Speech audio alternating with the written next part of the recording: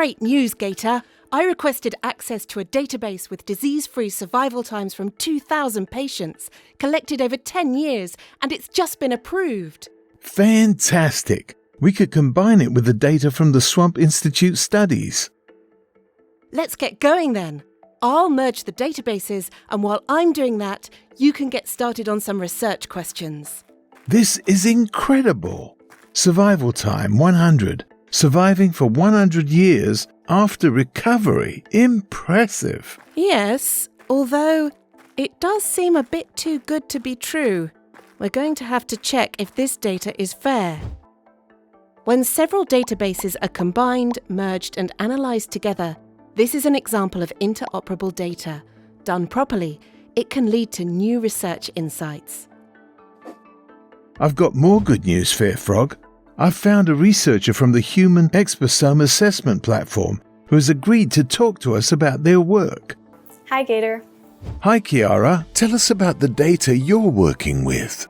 So I'm currently working on a study where we look at how lifestyle changes such as smoking cessation and intermittent fasting imprint on our DNA. Although our study is rather small, including only around 150 participants, we will have quite a lot of information to deal with, and we're working with several different clinical collaborators. But how do you keep track of the data coming from the different team members? We opted to use an electronic case report form which helps us track data on each participant in a standardized manner. An electronic case report form? Why is that so important? In the past, I've been involved in a variety of projects where we received data from different sources, and we did not have such case report forms in a standardized manner. We got data in all kinds of formats, including Excel sheets with columns highlighted in different colors, or even just written out in an email, which I then needed to transcribe myself.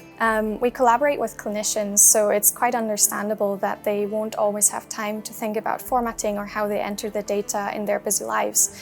But it does mean a lot of time can get lost going back and forth, figuring out exactly what is meant by certain variables or how to streamline the data best. Do you have any other tips I could include in my data management survival guide?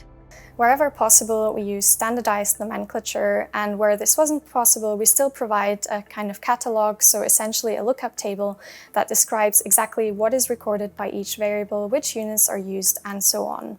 So, for example, it would be clear if we record survival time, whether it's days, months, or years. And once we publish, we will also use unique research identifiers called ORCID, which stands for Open Researcher and Contributor IDs, so that other researchers will be able to uniquely identify us. Thanks, Chiara. Can you believe it, Fair Frog? It turns out that the Swamp Institute research team recorded survival time in months, and Fair Labs recorded it in years. I'm afraid I can believe it, Gator. And now the databases have been merged, it's impossible to tell if the numbers are for months or years. Oh, I know what comes next. Yes, Gator, the bit where I say, we're going to have to start from scratch again.